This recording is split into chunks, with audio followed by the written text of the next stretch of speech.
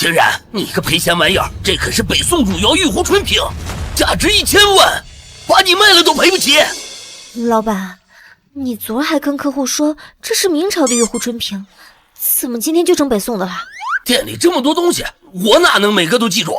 我可不管，这瓶子是你摔碎的就得赔。我哪来的钱赔？我在你这干了3个月，你一个子儿都没给我。你先把我钱结了，我再赔你这个破瓶子。还敢顶嘴？我告诉你，你要没钱赔，就给我干活赔钱。你什么时候赔够了，就什么时候滚蛋。什么玩意儿，还敢跟我顶嘴？我呢，现在出去一趟，回之前你要不把这儿给我弄得干干净净，哼，看我怎么收拾你！哼！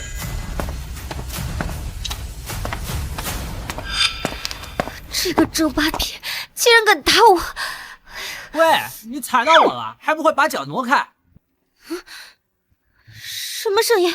谁在说话？就是小爷我呀，都怪你！上周刚从窑里烧出来，想着被有钱人买走，过个好日子呢，这就被你摔碎了。我的妈呀！见鬼了！见鬼了！哎呦喂，你干什么呢？哈哈，玉壶春，没想到你也有今天。往那边去点，别把你的气泼我身上了。你不也是昨天刚出来的，身上的气也没干，我还没嫌你呢。我要回家，我才不是什么千丝楠木，就是一个普通药木而已，快放我回去！吵死了，还让不让人睡了？怎么回事？我怎么能突然听到这些文物说话了？这个玉佩在发光，难道是他给了我这神奇的能力？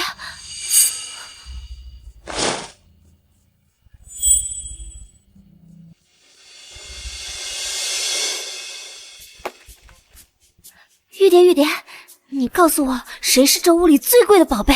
那当然是架子上的玉璧姐姐啦，那可是周老板花了1万元买回来的呢。周扒皮跟我说，这玉璧是上好的和田玉做成的，价值1亿。哈，这个奸商跟我说屋子里的都是珍宝，明明都是一堆不值钱的假货。发了，这下真的要发了！既然我能听到这些文物说话，那我去古玩市场捡宝，岂不是轻而易举？万一捡到一个稀世珍品，那我下半辈子就衣食无忧了。走过路过不要错过，只要50元即可把我带回家。哎，买我，我只要20。当然买我啦，我才10元。这些东西怎么一个值钱的都没有？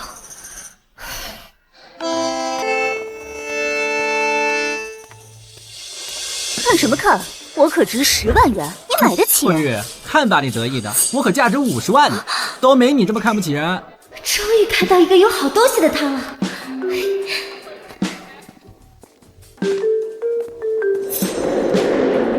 老板，这个顶多少钱？70万。这么贵？美女，我这摊上的随便东西你都买不起，赶紧走吧！啊！你。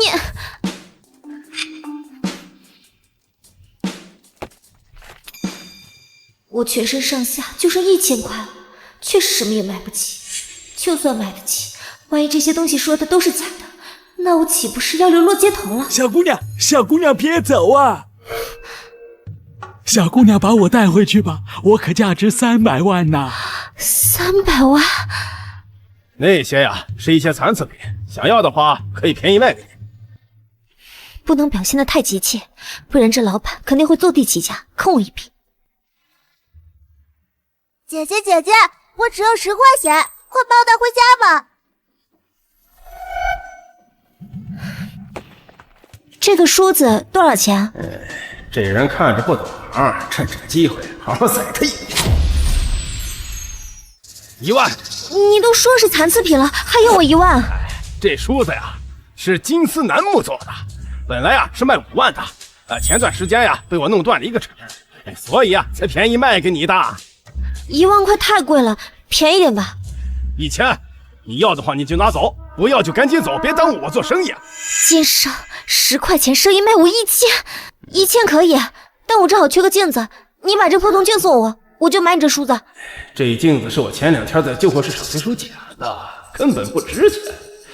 这木梳子的成本也就几块钱，卖了1000，我可赚大发了。行吧，就当我揽个回头客了啊！你看扫码还是现金呢？扫码。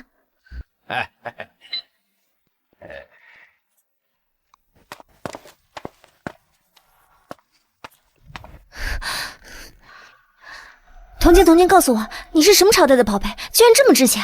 我说我是。你说什么？我怎么听不清你在说什么？算了，300万，全部身家没了，可千万别让我失望啊！当务之急是得赶紧找个靠谱的古董店进去估个价。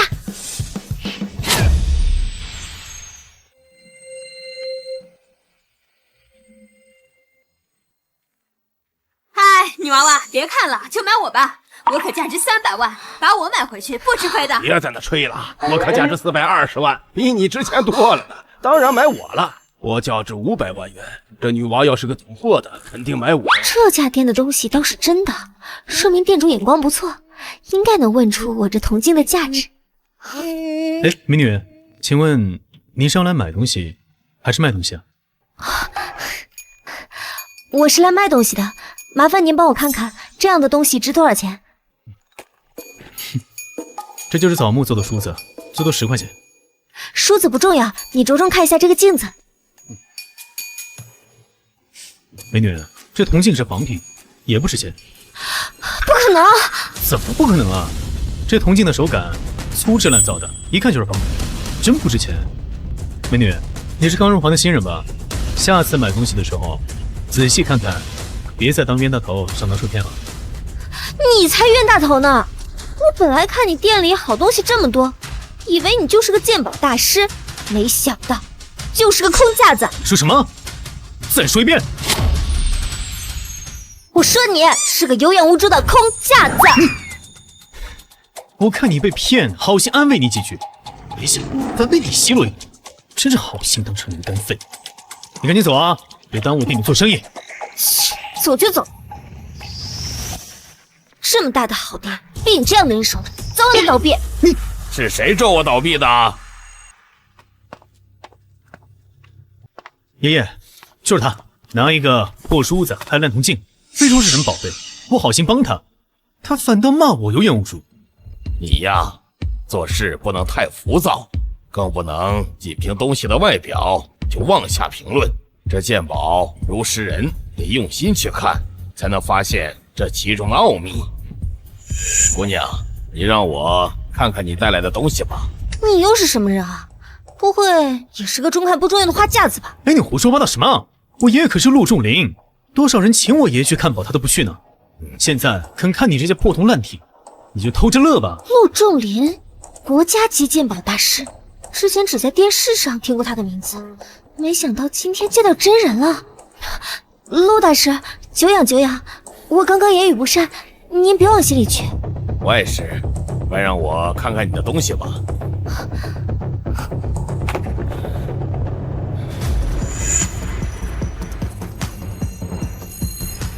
姑娘，你这东西从哪儿来的？这都是古玩市场上的小摊收来的呀。爷爷，这镜子纹饰粗糙，也不规整，这不就是一块普通的镜子吗？你怎么这么大反应啊？你懂什么？这不是普通的一块铜镜，这是12生肖文铜镜。怎么可能？这镜子居然是12生肖文铜镜。陆大师，什么是12生肖文铜镜？你连12生肖文铜镜都不知道，亏你还来古玩店卖东西。小严，怎么跟客人说话呢？这12生肖文铜镜呢，最早生产于隋朝，一直延续到明清时期，是铜镜中最重要的品类之一。一般铜镜背面会有12生肖纹样，要不环绕排列，要不分区域布局。不过这铜镜年代久远，又沾了灰，所以看起来模糊点。没错，这12生肖文铜镜寓意吉祥，历来受藏家追捧。现有的不少都收藏在各大博物馆中，私人手中能见到的少之又少。没想到还有这样的一枚流落在外。从它的铜质上来看，是隋朝特有的青铜配比，做工也是隋代铜镜的典型风格。纹饰古朴大气，布局疏朗有致，只是品相不算完美，但好在年代久远，品类珍稀。姑娘，你这枚铜镜现在的市场价是至少300万。竟然真的值300万！看来之前那些古玩说的都是真的。多谢陆大师指点，要不是你，我就真成冤大头了。姑娘好眼力，能在小摊上找到这样的宝贝，实属难得。不知道你是想自己收藏，还是想出手？陆大师，我想出手，不知道您这儿收不收啊？当然收，这样的珍品能留在我们陆氏古董行，是我们的荣幸。那陆大师就按您说的300万成交。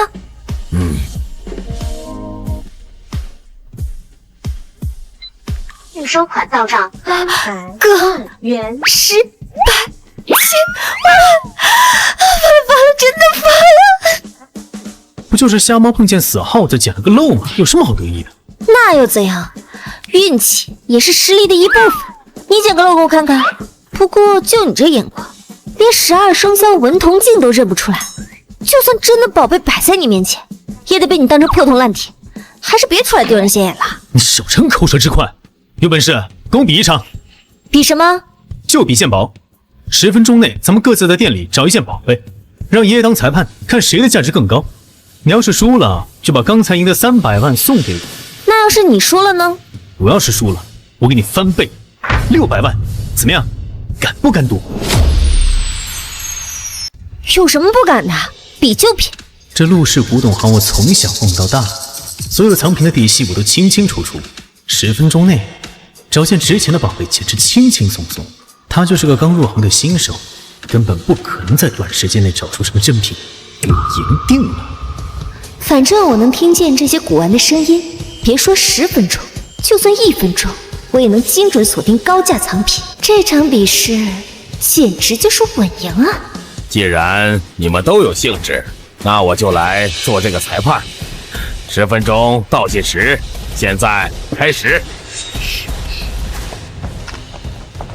我记得这里摆着几件年代久远的玉器，价格不菲。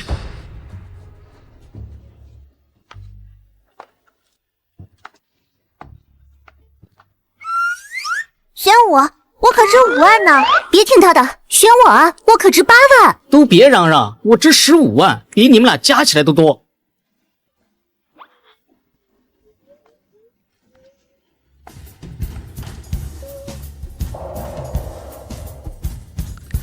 就你了。找到了，爷爷，清代的和田白玉佩至少35万。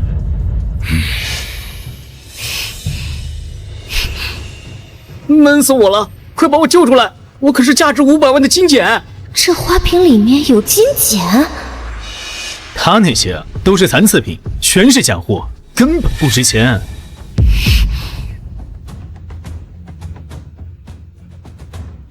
就他了。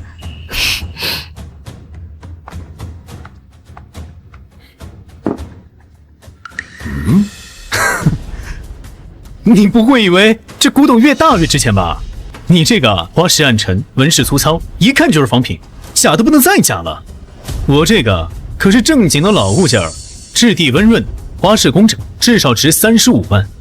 你这瓶子吧，也就是个几十块，跟我的玉佩比啊，差着10万8千里呢。姑娘，小妍说的不错，你还是再选选吧。谁说我要拿这个花瓶跟你比了？那你把它带过来干什么？陆大师，他刚刚说这个花瓶不值钱，能不能送给我啊？当然可以。你到底想干什么？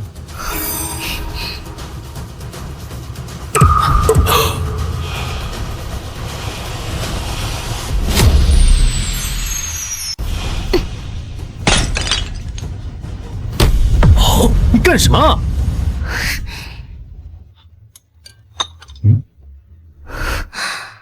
终于被救出来了！我可是价值500万的金简，他们居然把我和垃圾放在一起，真是岂有此理！果然藏有宝贝。陆大师，你快来看看这个。这是什么？怎么会被藏在瓶子里啊？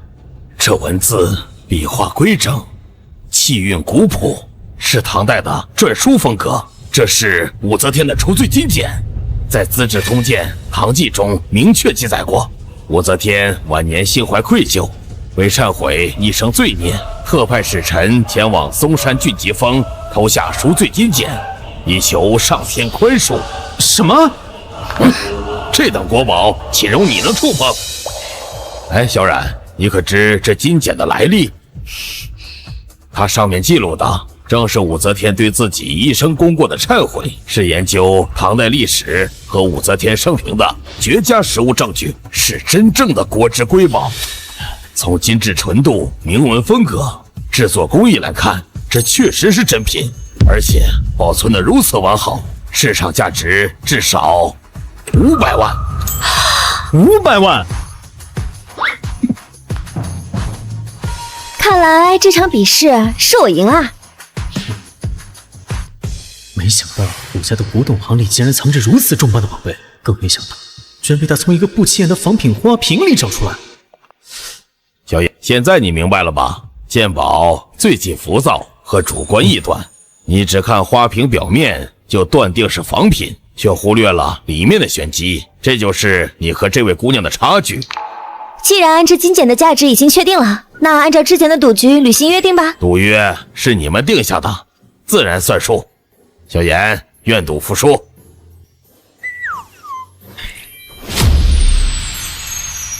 陆大少，愿赌服输。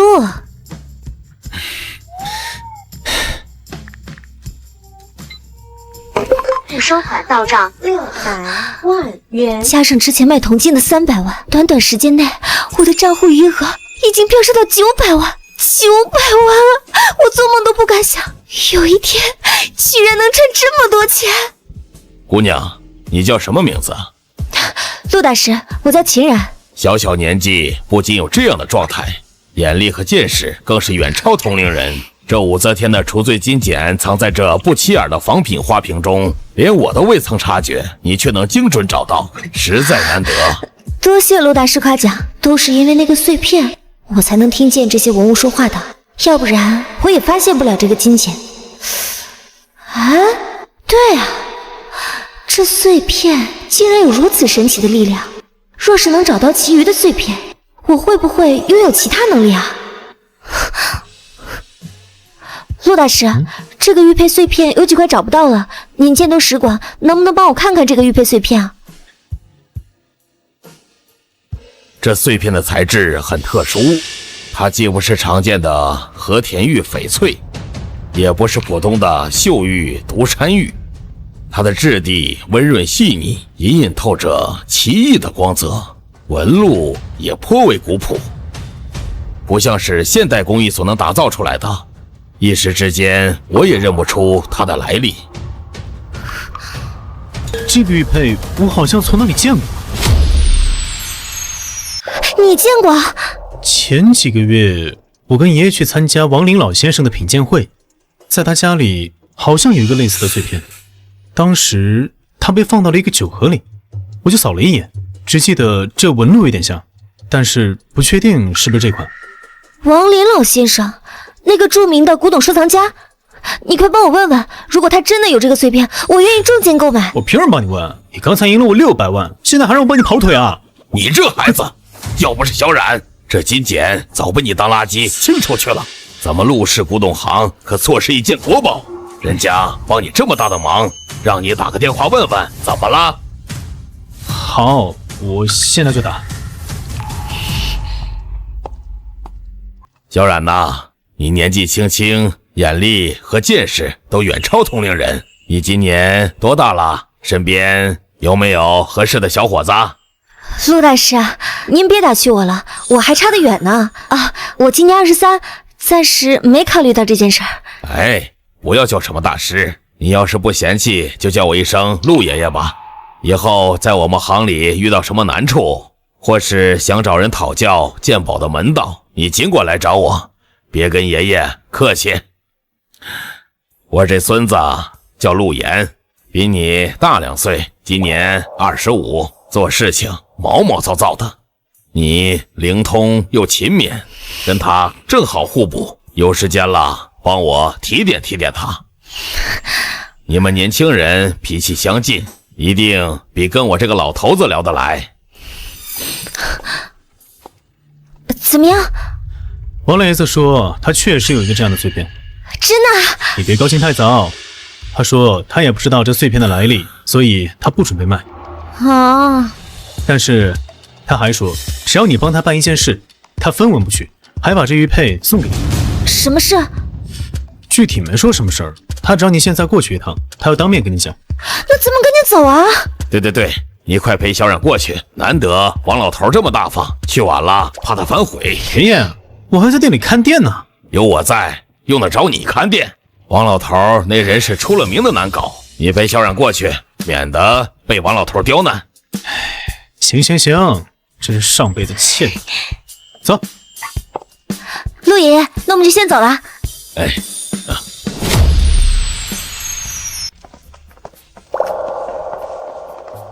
小妍来了，来，快坐。王老先生，打扰您了。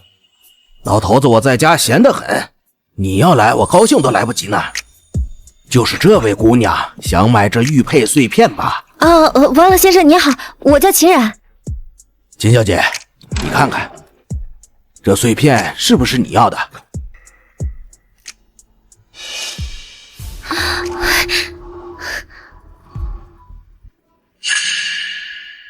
就是他。王老先生，您刚刚说的事情是什么？只要我能做到，一定尽力。看样子你确实需要这个碎片，既然如此，我也不绕弯子了。老头子我前几天得到3个宣德炉，这3个宣德炉里呢，只有1个是明代宣德年间真品，其余2个都是仿品。我给你半个小时时间，你如果准确的找出真品，这枚玉佩碎片就归你，分文不取。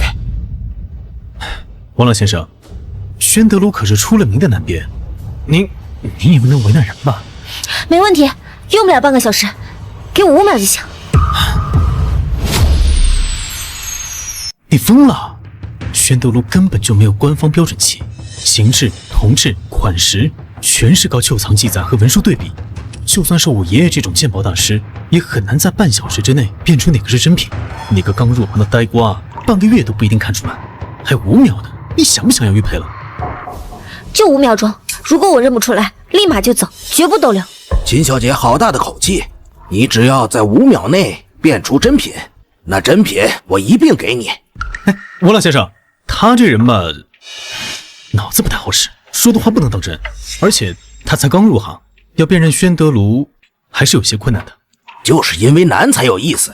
秦小姐既然敢说5秒钟确认出真品，自然是有真本事的，我相信。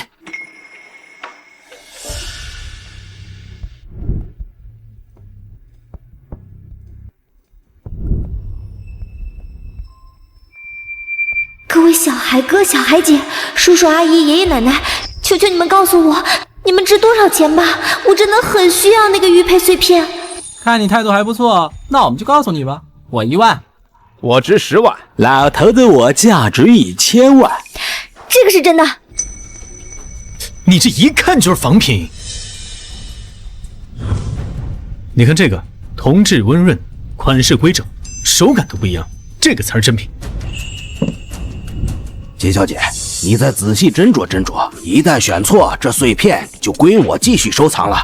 我虽然看不懂什么铜制款式，但是选贵的准没错，就选这个。哎呀，完了，你这样胡来，我们就要被赶出去了。早知道不带你来了。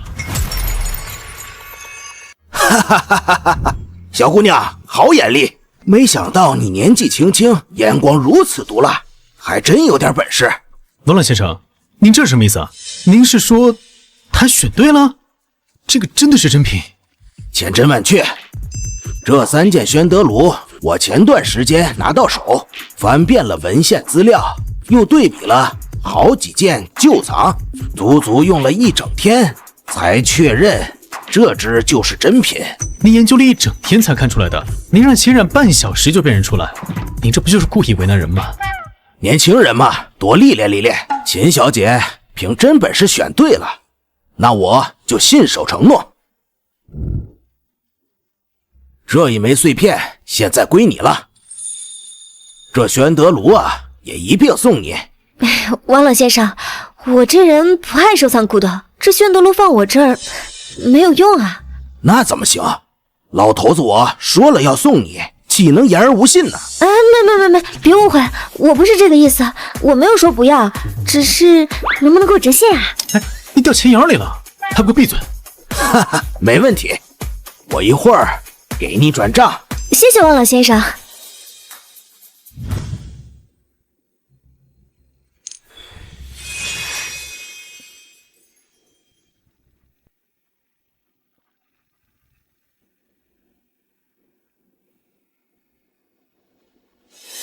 我现在不仅能听到文物说话，还能看到它的来历和制作工艺呢。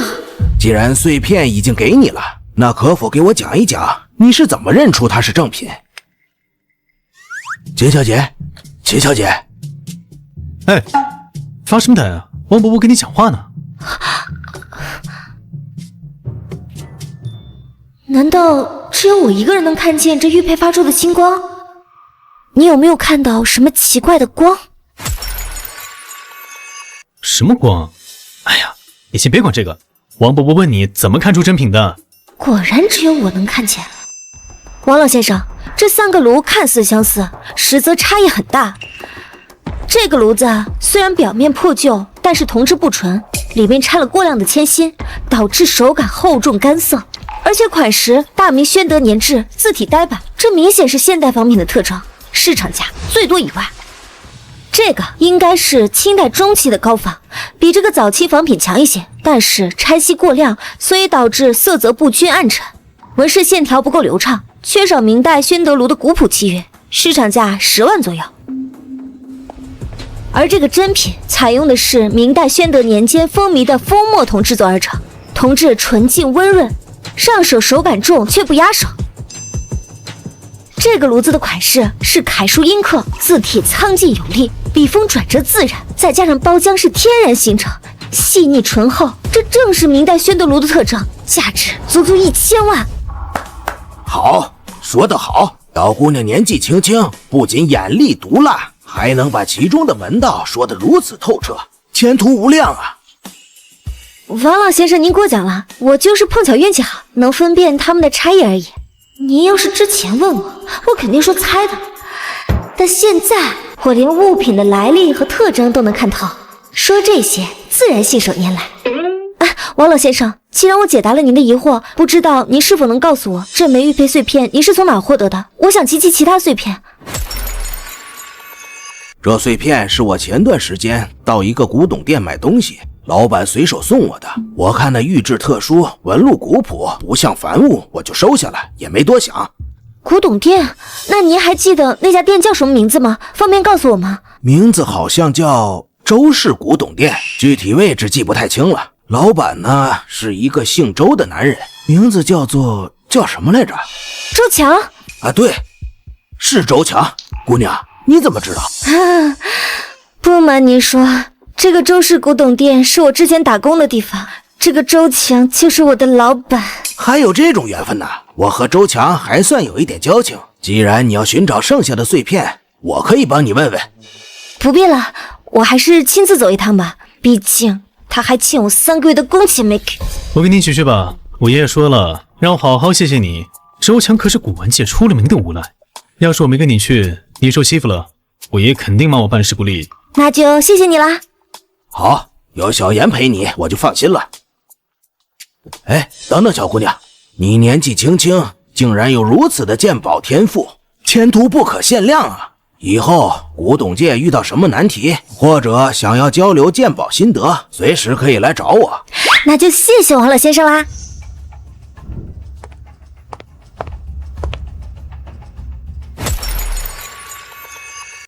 美女啊，你这眼光是真不错呀，这可是正宗的和田玉呀！您看这色泽，这质地，可都是上等货。这要是戴在手上啊，既显白又贵气，嘿嘿，就8万块钱，绝对划算。那是，我爷爷是著名的古董收藏家，虽然我只跟着他学了1个月的鉴宝，但是我天赋异禀，肯定是不会看走眼的。小姐姐，你别被他骗了，我才值20块。什么破和田玉手镯，明明就是个玻璃制品，也就偏这种半吊子。看一眼就知道是假的，你也太神了吧！8万块也有点太贵了，老板，要不你再便宜一点，合适我就直接拿下了。美女啊，这已经是最低价了，这可是正儿八经的和田玉，这光我的成本就这个数。那您要是嫌贵，那要不看看我店里其他东西啊？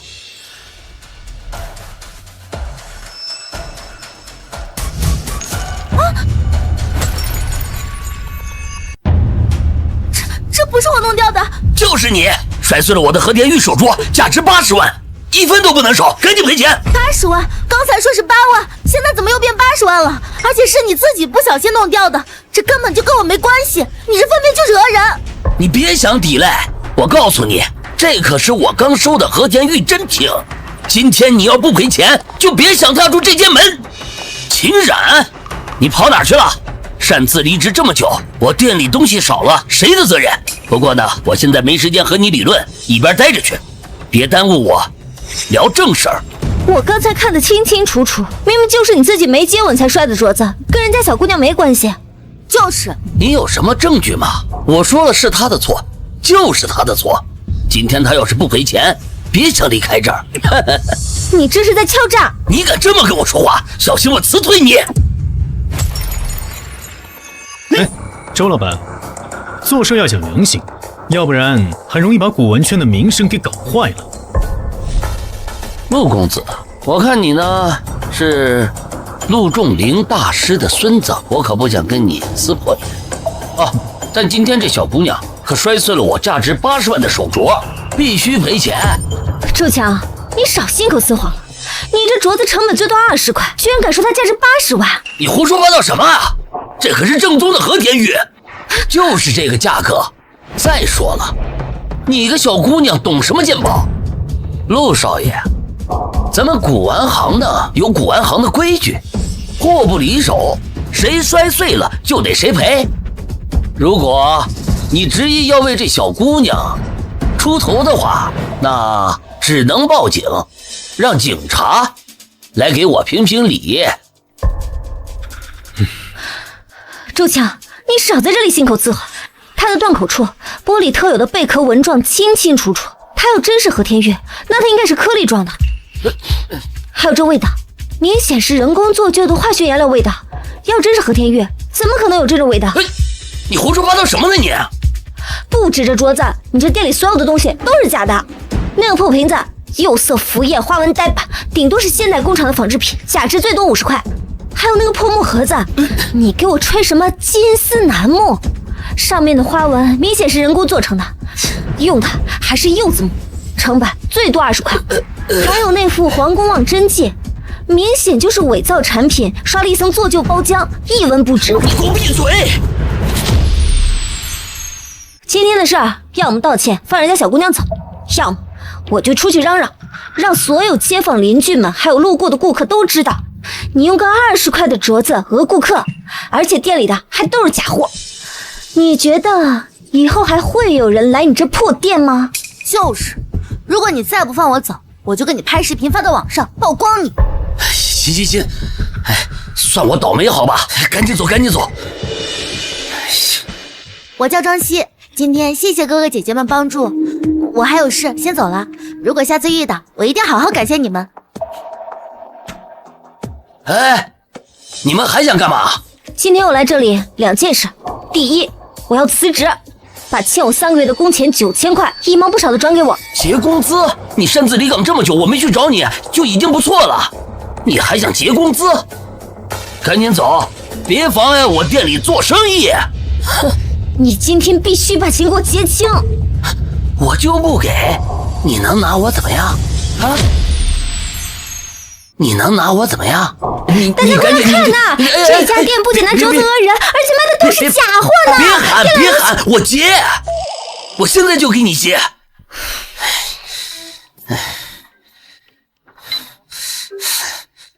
9000块转过去了。哼，我还有一件事。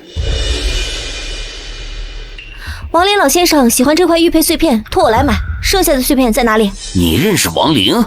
你管我怎么认识的？赶紧说，到底有没有剩下的碎片？碎片在哪儿？这个碎片呢，是之前一个私人买家给的。你别看它残缺，但质地温润细腻，我看着不错，就把它收下来了。这后来呀，那个王总看着挺喜欢的，我就转手让给他了。什么私人买家？你还记得他长什么样子不？那我怎么还能记得是谁啊？那都好几年前的事情了。哎呀，你们赶紧走吧，别在这儿影响妨碍我做生意了，好吧？走就走，谁稀罕了你这破店啊？秦然，别生气了，不就是一枚碎片吗？肯定能找到的，说不定它被遗忘在哪个角落，或者被哪个收藏家意外收走了，肯定有线索的。说的倒是轻松，可是哪有那么容易啊？对了，明天城南有一场大型的古董交流会，到时候古董界的鉴宝大师和专家都会聚集在那儿，分享自己最近收来的宝贝。可以把你这个玉佩带到里面，说不定能查出线索呢。真的吗？交流会具体在哪举行？明天几点啊？就在城南的宴会厅，到时候我叫上你一起去，帮你一起看一下。太好了，真的太谢谢你了，陆岩。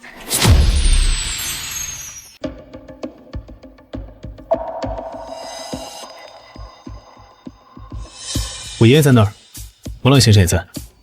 走。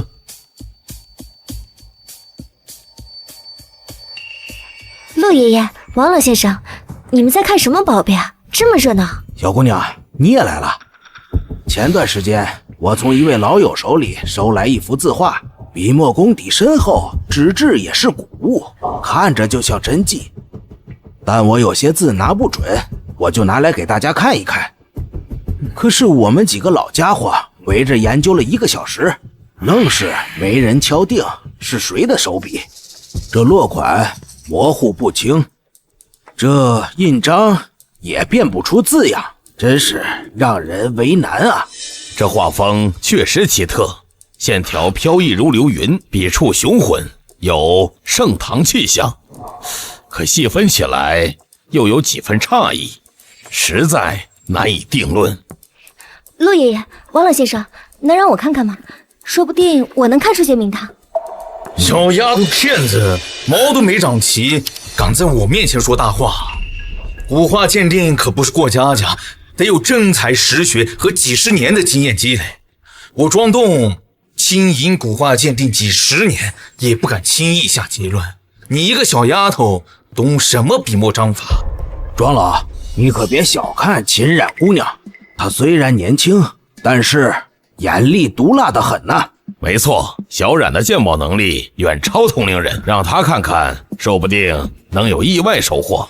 既然王老和陆老都这么说了，那你就上前来看，我倒是要看看你能说出来什么。老头子，我可是吴道子所做的8大人爵图，这群人看了这么久都没发现我，真是眼拙呀！价值100亿元。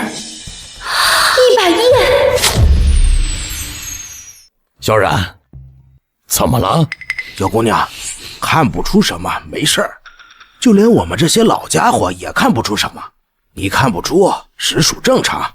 我就说嘛，一个小丫头罢了，还真以为自己能看出什么大名堂啊？这不是普通的古画，这是吴道子的真迹，而且还是……吴道子？你胡说的吧？吴道子的真迹早在安史之乱和唐末皇朝起义中化为灰烬，怎么可能会在这儿？小冉，吴道子的作品仅见后世摹本，无原版转世，你怎么如此笃定这就是他的真迹？哼，简直是信口雌黄。我庄栋研究古玩字画多少年了，敢打包票，这历史上绝无确凿的证据证明吴道子的真迹存在。历代仿他的画作倒是不少，但是真品想都别想。你们别急，让小姑娘把话说完。我不仅知道他是吴道子的真迹，我还知道他的名字——8大人爵图。小丫头，你是不是杂书看多了？这8大人爵图只在历史名画记中偶有记载，说是吴道子为了弘扬佛法所创，到现在已经失传上千年了。确实，这8大人觉图在文献中记载寥寥，从未有实物现世的记录。小冉，你确定你没有看错？小姑娘，这事可开不了玩笑啊！我们把这话误当成吴道子的真迹，还是失传千年的8大人觉图，那我们这些老家伙的脸面没地儿搁呀！陆爷爷，这真的是吴道子的8大人觉图，我没说谎。你有证据证明这是失传千年的吴道子的真迹吗？没有证据就不要胡言乱语了，赶快离开。当然有证据，就在这幅画里。好，有打火机吗？借我用一下。哎，你要干什么？万万不可！小冉，三思而后行。这画年代久远，稍有不慎便会毁于一旦。是啊，小冉，陆老说的对，这画就算不是吴道子真迹，也是个老物件，烧了就毁了。我看你是拿不出实打实的证据，就想毁画耍赖。反正这画也不是你的，烧了你也不心疼。撞吧，打得比谁都紧。陆爷爷，各位长辈，我心里有数，证据就藏在这幅画底下。如果今日烧不出些真东西，我愿意承担所有责任。既然小冉有十足的把握，我们不妨信他一次。他鉴宝向来沉稳，断不会鲁莽行事。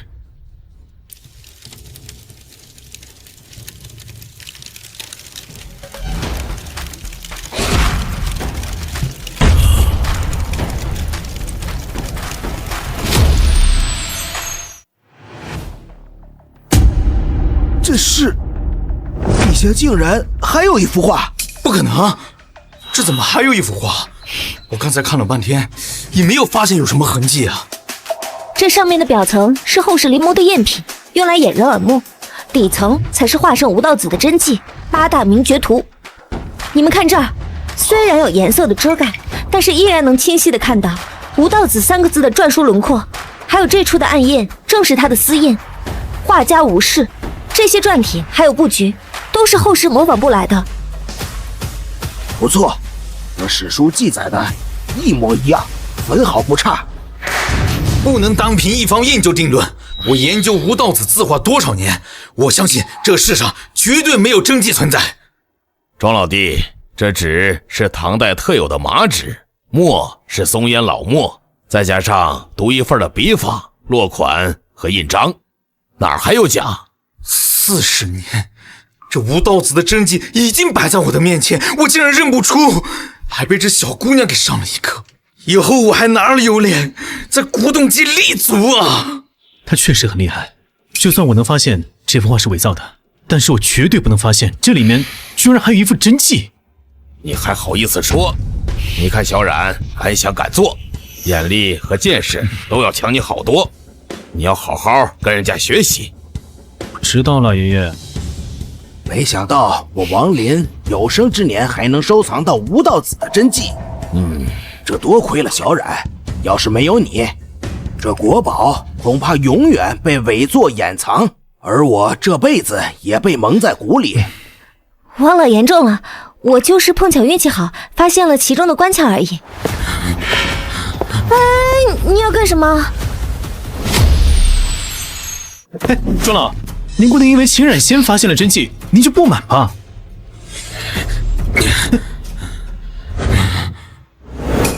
庄老，你这是干什么？你是长辈，我一个晚辈受不起你这一拜。我庄东研究古玩字画40年，还不如你一个年轻的小姑娘看得透彻。之前的狂妄真是可笑。在这里，我向你道歉。庄老，您言重了。鉴宝之路学无止境，您在这行深耕多年，我还有很多问题要向您请教。好了，我这话研究明白了。刚刚我们的交流会继续进行吧。还有谁有什么宝贝可以拿出来让大家看看？我带了一个东西，今天想请大家帮我看看。小冉，这不就是当初你给我看的那枚吗？怎么还没找到其余的碎片？没错，我自己找了好一阵子，始终没有找到最后那枚碎片的痕迹，所以今天借着交流会，想请各位前辈帮我打听一下看看。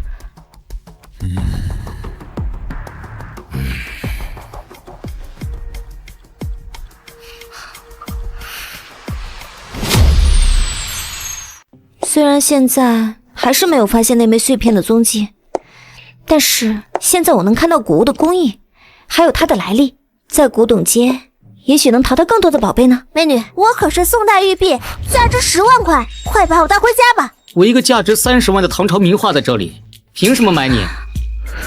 我可是价值60万的西晋铜鎏金带扣，当然买我了。哟，这不是上次花1000块钱买我的烂梳子和破铜镜的冤大头吗？居然还敢来，看来是没吃过亏呀。老板，你上次卖的那些残次品还有吗？让我再看看。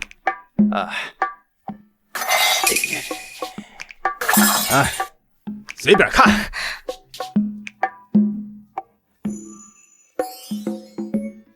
姐姐，我很便宜的，才50元，快帮我买回去吧。我也很便宜的，我才40元，经济又实惠，买我吧。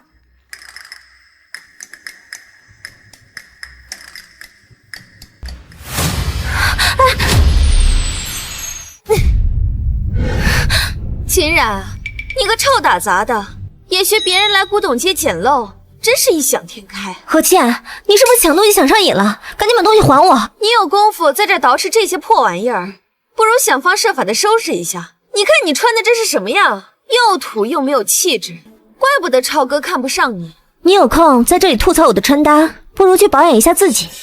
等庄超踹了你，你还可以去勾搭别人的男朋友。你懂什么呀？超哥说了，跟我是真爱，不会抛弃我的。他当初也是这么跟我说的，最后不还是跟你好上了？这种渣男的话你都信，真是无可救药了。超哥，我也是看在跟他有一点交情的份上，想关心一下他，没想到他竟然这么说你，还不领情。千然，倩倩可不像你一样古板又无趣，我可舍不得离开她。倒是你，说话在这夹枪带棒的，你心里是不是还有我？也对，我爷爷可是庄栋，国宝级的鉴宝大师，有他坐镇，我庄家早就成为古董行业里的巨头。我作为庄家唯一的大少爷，又有家世，又有背景，你对我余情未了啊，也情有可原。不过，你要是肯跪下来求我，我倒是可以给你一个提鞋的机会。庄栋，不就是在交流会上的庄老先生吗？没想到他是庄超的爷爷。这怎么离开我之后，就开始捡这种垃圾玩意儿来打发时间？你快别恶心我了，根本没人在意你好吗？秦冉，你不会被甩了之后，想靠这破玩意儿翻身吧？哼，真是可笑。唉，就这些破东西啊，连50块都不值。这个可是超哥刚给我买的宋代和田玉手镯，价值80万呢，这才是古董，懂吗？谁是宋代的老家伙？我明明是个17、18岁的妙龄少女。什么和田玉？这分明就是釉玉仿做的，价值啊最多就100块，你还好意思带出来，生怕别人不知道你的无知啊！你胡说八道什么？你分明就是嫉妒我给倩倩买这么好的镯子，你嫉妒？有我在，他想要什么没有，犯得着嫉妒你们？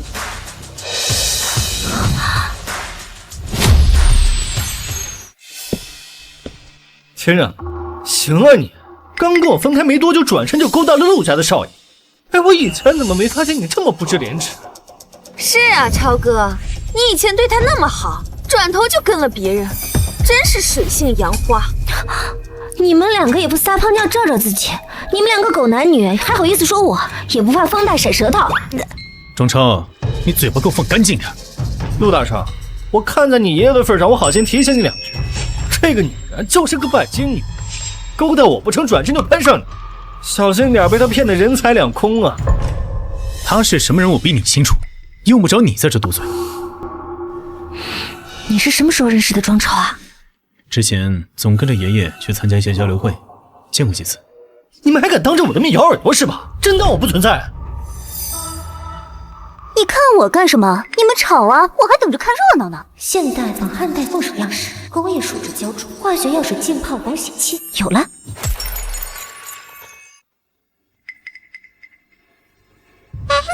宝宝，我喜欢这个簪子。刚刚老板跟我说啊，这可是汉代的老物件，玉质通透，雕工还好，价值啊整整50万呢。宝宝，我好喜欢，你给我买好不好？喂，不关我的事，你别捧杀我啊！闭嘴！我说你是你就是。没错啊，这就是汉代的老古董，值这个价。没问题，只要你喜欢，都给你买。陆远，你疯了吧你？刚跟你在一起，开口就要50万的簪子，他明摆就是冲你钱来。只要我女朋友想要，别说50万了，就算是500万，我也愿意。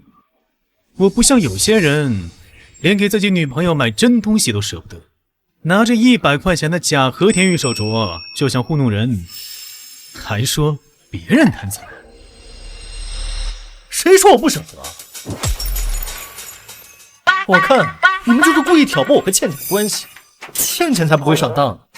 倩倩，看小条了，随便看。今天这条古董街，只要是你看上，哥都给你买，咱们不差钱。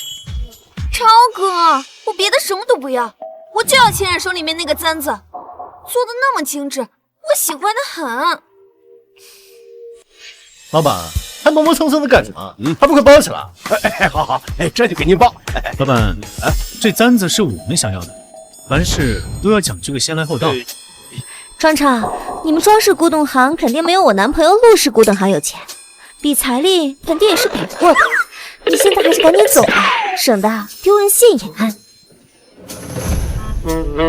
60万，我出60万买这个簪子，赶紧给我包起来，钱我1分不少给。好，庄超，就你有钱，今天这簪子我还非买不可。哟，你这格局也太小了。老板，100万我包。100万，还是我男朋友大方，不像某些人小气。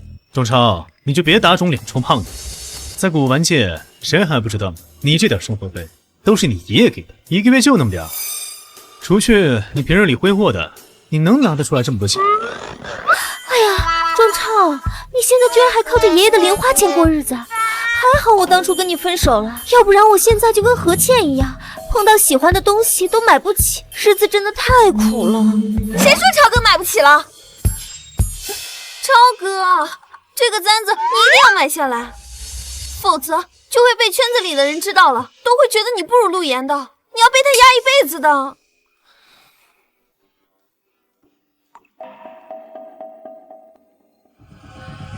200万，我这个簪子要定了。宝宝，200万我还真拿不起，要不咱们下次再买，我给你挑一个更稀罕的。哼，真舍不得。哎呀，刚才是谁拍着胸脯说非买这簪子不可？现在不还是让给我了？老板还愣着干什么？赶紧给我包起来！200万，好，我这就给您包啊！哎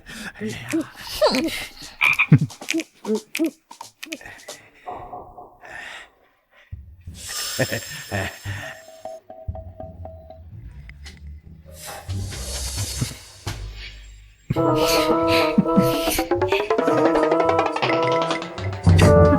你们笑什么？笑你是个蠢货啊！花200万买了个20块钱的簪子，要是让庄老先生知道，可就切断你的零花钱了。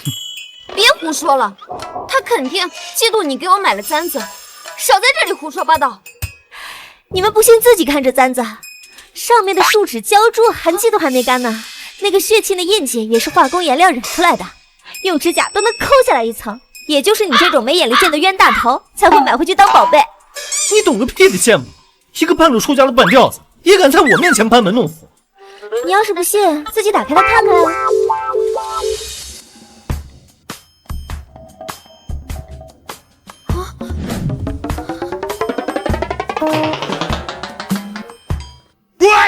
秦冉，你们两个合起伙来骗我，故意激我买这个假货是吧？庄超，动手之前要想清楚，在古玩街敢动我陆家的人，你担得起这个后果。啊，超哥，这里人多口杂的，这事传到你爷耳朵里就惨了。咱们走吧，别跟他们一般见识。好，你们两个给我等着，这事儿没完。等等，等等，碎片居然在何倩手里，这可是最后一块了，无论如何都得想办法拿到手。这个呀，是超哥给我买的限量款包包，价值80万。怎么，你嫉妒了？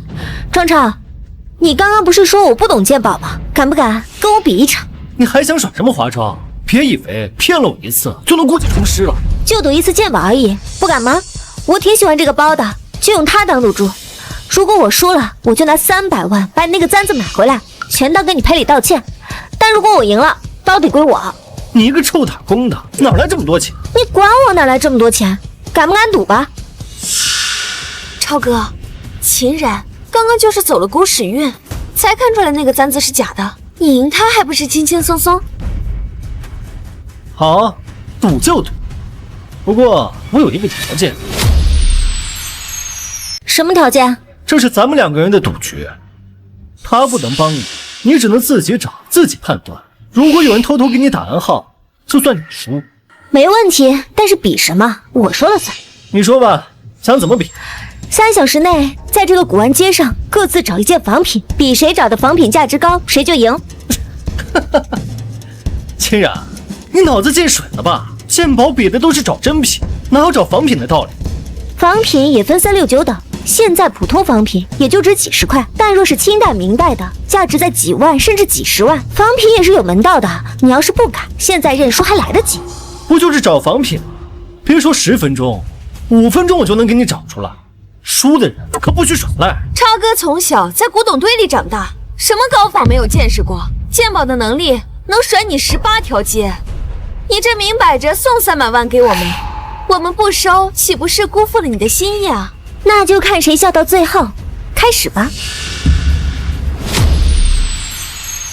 秦冉，你就等着把这300万双手奉上吧。5分钟之内，我让你知道什么叫做专业。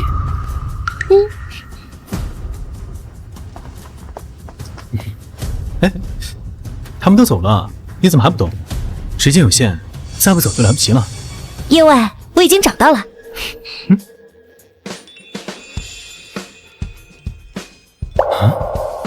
小姑娘好眼光，我虽然是仿制品，可我是明代仿制的歌谣8方高足杯，价值100万元呢。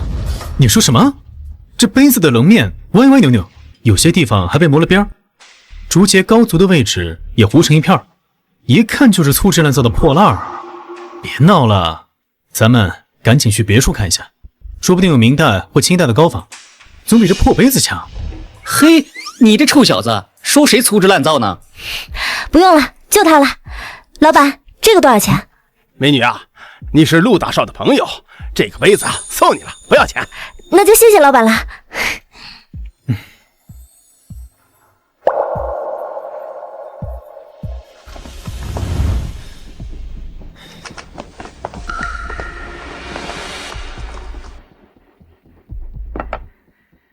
哟，不是说好的5分钟吗？这怎么天都黑了？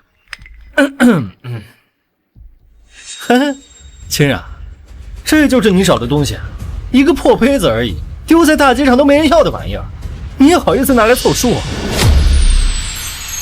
我以为找了什么值钱的东西，原来就是个破炉子。冉冉，你不会觉得自己要输了，就随便从垃圾桶里面翻出来一个垃圾来糊弄我们吧？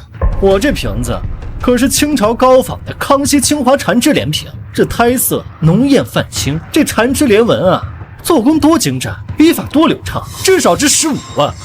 再说你那个小破杯子，顶多50块钱，连我这瓶子的零头都达不到，你也好意思拿出来丢人现眼？这场赌局我赢定了。蠢货，老板说什么你都信？我不过是个普通陶土烧制的花瓶，才值100元，你被骗了。你这个瓶子看着确实挺唬人的，但可惜只是现代小作坊的粗制膏仿，釉色还是化学染料染的，泛着贼光。莲花缠枝纹线条坚硬呆板，就连漆画的晕散都是人为点的，顶多100块。而我这个小炉子是明代官窑仿宋歌窑的精品，釉面是天然开片的金枝缠纹，四方器型规整，竹节高，衔接紧密，就连胎质都是明代风靡的糯米胎，足足100万。胡说八道！我这瓶子可是花大价钱从一个老收藏家里买来的，怎么可能就只值100块？还有，你敢说你这个小破杯子值100万？谁能替你证明？老头子，我能证明。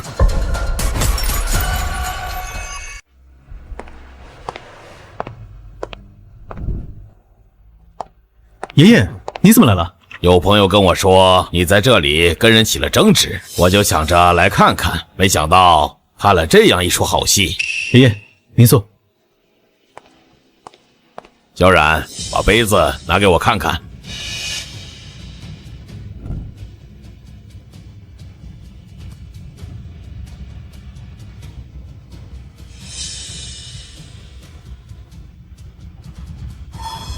这个确实是明代官窑仿宋的歌釉8方高足杯，藏品工艺精湛，市场价值确实在100万上下。这杯子极其罕见，小冉能否给我老头子一个机会，把这宝贝卖给我？当然可以。至于这个花瓶，就是个化学釉料上色的仿品，连100块都不值。庄小子，我这老头子在古董行里混了几十年，说话还有些分量。我说这杯子是真品，你认不认？你老说话，我自然认。这个老头子是谁啊？凭什么他说什么就是什么？闭嘴！你懂什么？陆氏古董行是行业龙头，我们家还有好几个合作想跟陆氏谈，而这位就是陆家的老爷子。愿赌服输，该兑现承诺了吧？把包给我。超哥，给他。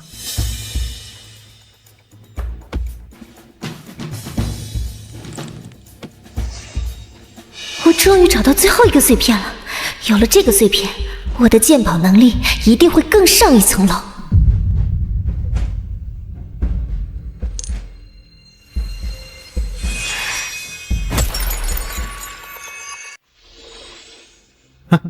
千然，你怎么了？是不是眼睛不舒服？小冉，要是疼得厉害，咱就去医院检查，别硬撑。行了，别装了，你不就是想跟我们炫耀一下陆家有多珍视你吗？不知道这陆家一老一少怎么被你哄骗？这次算我想瞧他了，咱们走。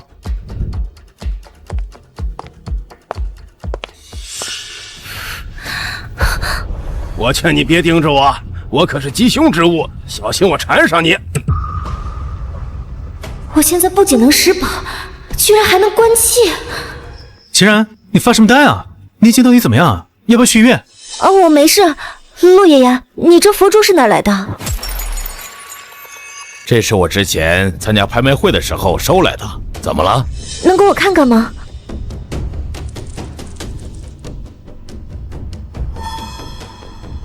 陆爷爷，这佛珠来路不正，是古代丧仪所用的供奉珠，会招引鬼魂，消耗人的阳气。我建议您还是最好不要再戴了。原来如此，怪不得我最近总感觉身体提不上来劲儿，头也昏昏沉沉的，原来是他。回去我就把它放在佛像面前，消消他的煞气。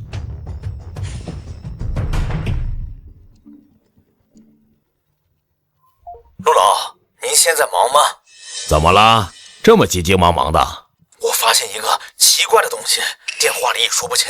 你要不忙的话，来我家里详谈。好，我现在就去。你们两个有没有兴趣跟我一起去看看？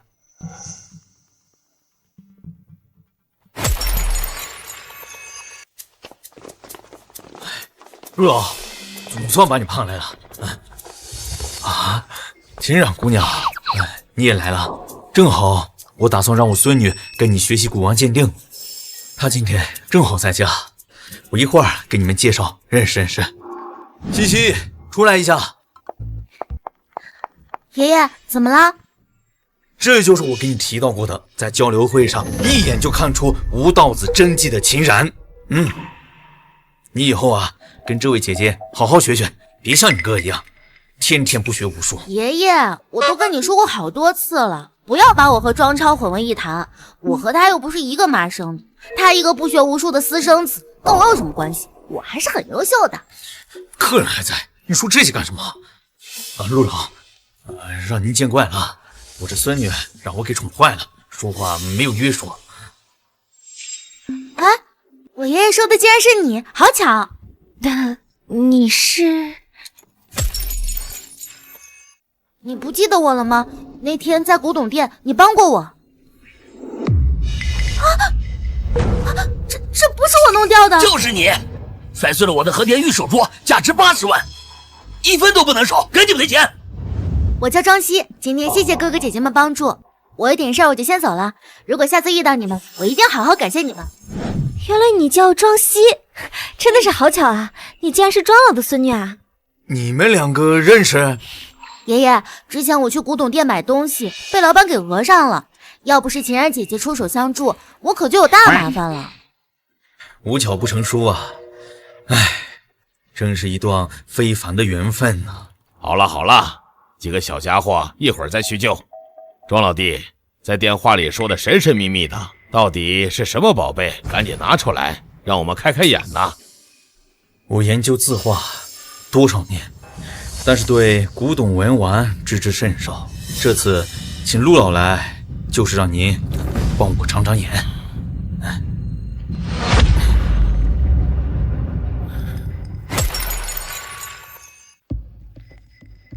这是前段我那不成器的孙子不知道从哪儿收来的，说是能招财的宝贝。我研究了好几天，愣是看不出这是哪位财神。但我看他的材质和工艺绝非凡品，就把他暂时留了下来。老夫乃财神妙少司，你竟敢用这种眼神看着我！大凶，清代小叶黄杨木雕，包浆温润成蜜蜡色，沾染偏财戾气。明供一招投机之物，暗供可助偏财运。这神像冒着一股诡异的黑色，就算他是个偏财神，也不该带着这么重的戾气。难道这神像里暗藏玄机？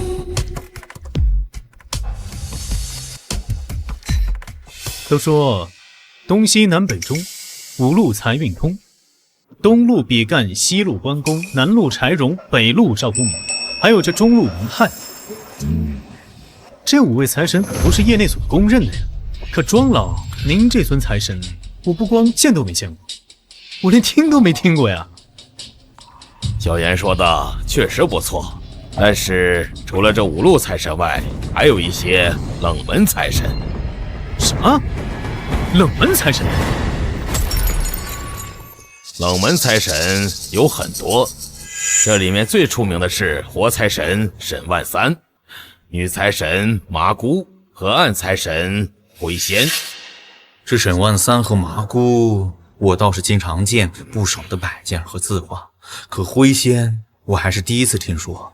难道这座神像就是灰仙？也不是，因为所谓灰仙其实就是老鼠。啊？老鼠也能当神仙？这也太奇怪了吧！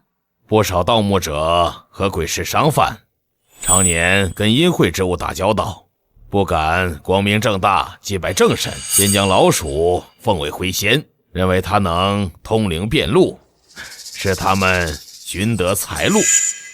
不过这祭拜灰仙颇为偏门，寻常人家别说供奉，连听都不曾听过。所以爷爷，您讲了半天都没有说出来，这财神到底像谁啊？虽然没辨得他的来路，但这神像线条流畅，衣褶纹路都刻得细致入微。虽然不是财神像，单论材质和工艺，收在家里也不亏。不行，这神像不能留。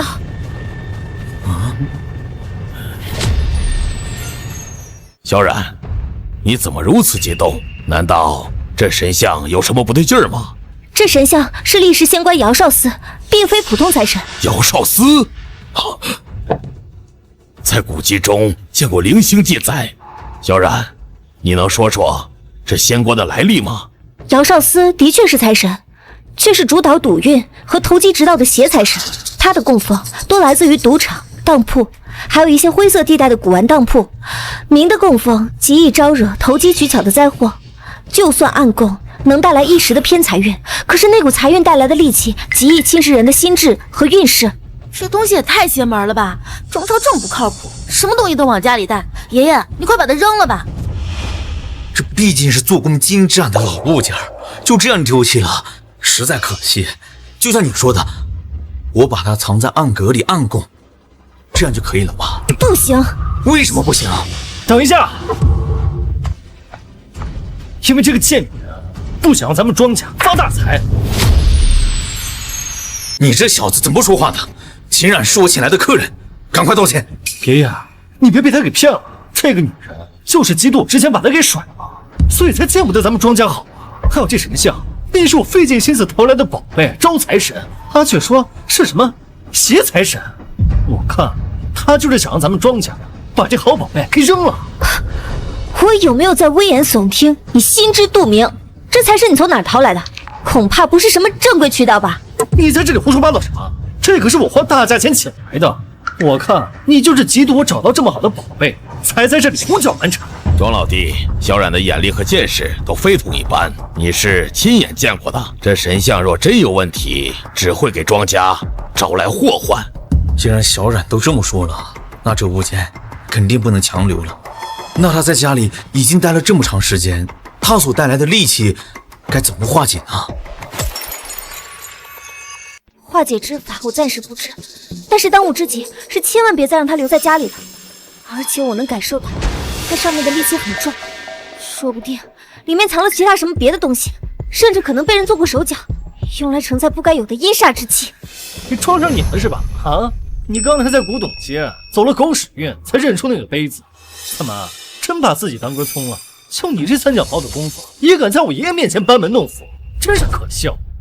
庄超，你给我放尊重点，前任姐姐是个鉴宝天才，比你这个只知道败家的草包强100倍，我不许你这么说她。你真是个蠢货，什么狗屁鉴宝天才，他就是运气好罢了。3言2语把你骗得团团转，我看你被他卖了，你还替他数钱呢。够了，你们两个都给我闭嘴！小超，你看看你现在像什么样子，不分青红皂白的骂人，哪儿还有半点庄稼人的样子？小冉是我请来的客人，还轮不到你在这撒野。哎，爷爷，他分明就是故意针对我。还有，这神像明明是招财的宝贝，他非得说是什么邪物。我看啊，他就是不想让咱们庄家好呢。还说，要不是你带来了这玩意儿，我会这么头疼啊！小冉，你向来沉稳，不会无的放矢。你说这神像有问题，可有进一步的依据？比如这戾气，可否能从材质和工艺上看出什么端倪？哼，你要真能看出什么问题，我把它吃了都行。你还有这种癖好？要不然给你开直播？你就这么自信，他真能看出什么问题来？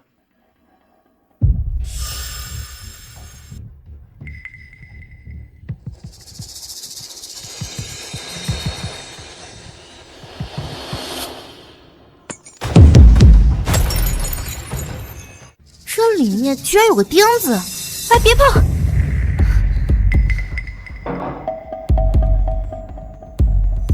有点本事啊！我在神像里这么久，你还是第一个发现我的。大凶，明代锻造钉头铸龙，钉身刻有大明镇墓铭文，带有帝王阴煞，活人拿则家宅不宁，断子绝孙。庄老，麻烦你给我一副手套，东西戾气太重，不能直接用手拿。不就是一个破钉子吗？值得这么大惊小怪吗？你眼瞎呀！这一看就不是普通的钉子。哦，也对，你就是眼瞎，才会买来这么奇怪的东西。你，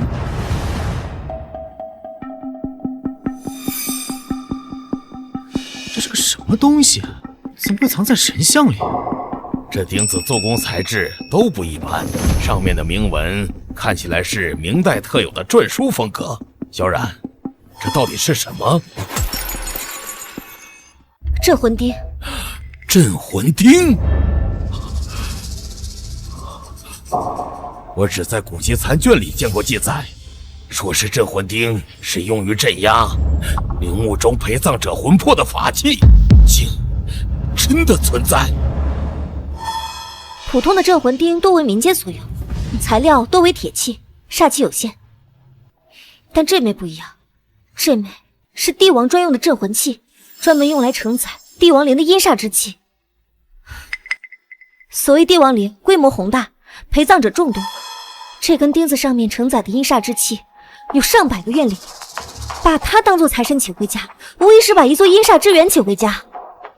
那它和神像放在一起，那不就是把邪气带回家门了吗？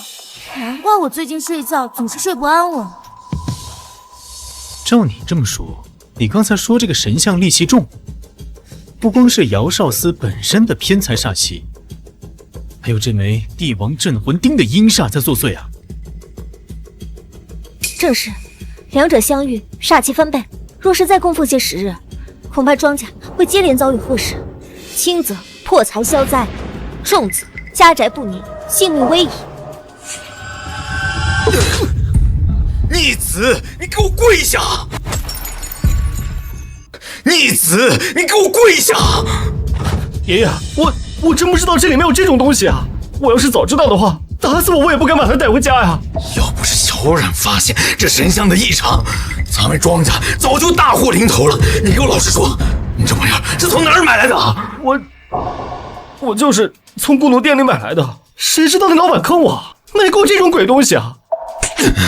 还不说实话，这种邪财神哪个正规古董店会公然售卖？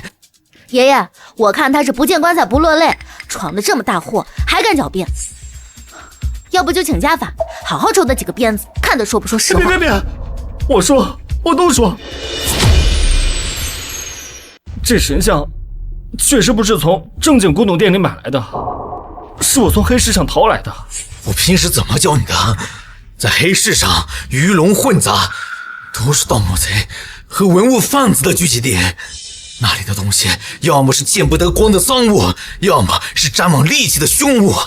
我3令5申的不让你碰，你把我的话当成耳旁风，你是嫌庄家过得太安稳了吗？爷爷，我当时就是看他材质细腻，又是老物件，那老板拍着胸脯跟我说这是招财的宝贝，我一时之间鬼迷心窍，想着捡个漏，在您面前露个脸，我才花大价钱把他请回家的。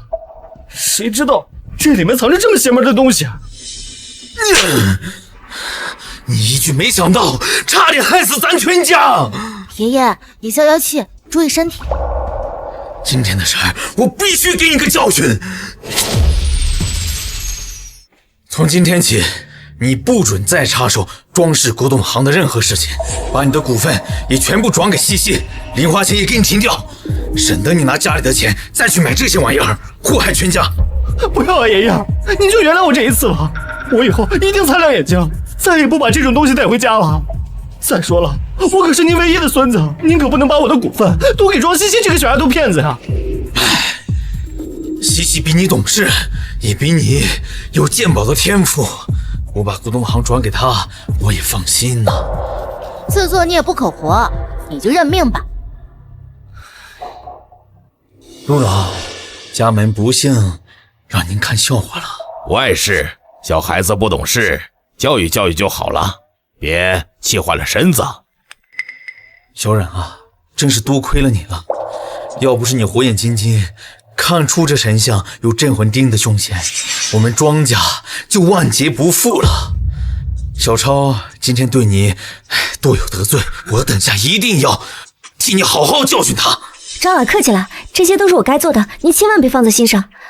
就是这神像和镇魂钉不能继续待在家里了，也不要随便处置，一定要妥善处理。我明白了，我一会儿就让西西把他们送往郊区的清净寺庙，让高僧诵经祈福，妥善安放，绝不敢放在家中惹祸。这样处置最好。那时候也不早了，我们就先走了。既然庄老的事情解决了，你就陪我去个地方吧。去哪儿？去了你就知道了。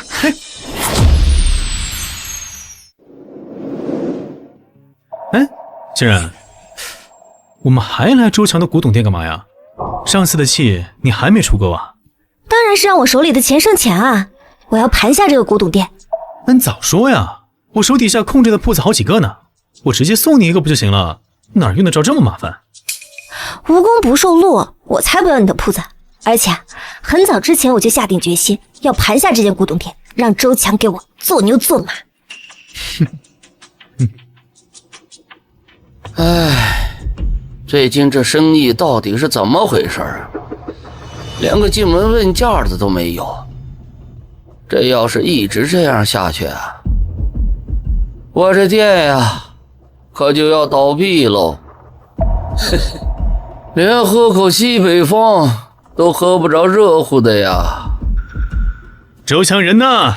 跑哪儿去了？欢迎光临，本店新市镇某个。秦冉，你来干什么？哎呀，周老板，这怎么店里这么冷清啊？一个客人都没有。哼，还有这柜台都落灰了，你也不打扫打扫？哎，我工资可都给你结清了，你还在这找什么茬？切！哎，周老板，怎么能这么说呢？我怎么会是来找茬呢？我来是跟你谈生意的。什么买卖？100万，我要盘下你的铺子。哼，100万，就凭你能拿出100万？哎呀，你呀，就是打工的命，还想着开店当老板，真是可笑至极呀！我懒得跟你多费口舌，我来的时候已经打听清楚了，你的铺子已经欠租3个月，供应商也停了半年，早就入不敷出了。你要是同意，现在就签合同过户；你要是不同意啊，再过半个月，房东把房子收走，你可就1毛都拿不到了。我也可以卖给你，但你只给100万，太少了，你打发叫花子呢？我这店的装修，哎，加上这里边的东西，怎么也得值200万吧？你自己心里清楚，你店里这些东西加起来有没有5万块都难说，给你100万已经仁至义尽了，而且我还要花钱重新把这里装修一下，把那些假货都清理出去。可你只给100万太少了，怎么也得给我再加点儿。你欠的外债都有60万了，这100万你拿去还债，剩下的钱够你过日子的，别太贪心了。周老板，今天我们就能全款支付，您签合同呢，钱就立即到账。你要是有顾虑啊，也可以请律师，保证公平公正。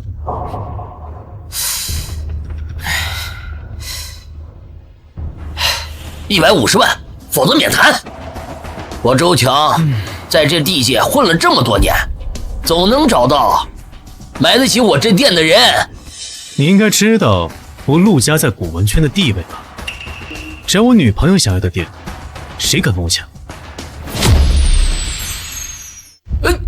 你们这是强买强卖！我今天还就强买强卖了，你能拿我怎么样？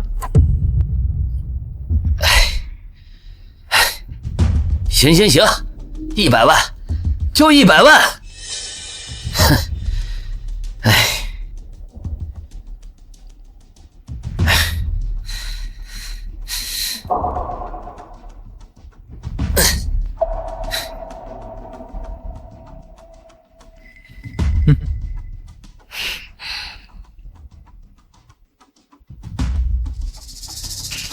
钱已经转过去了，现在你可以滚了。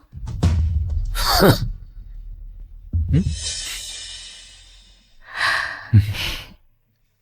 从今天开始，这家店就是我的了。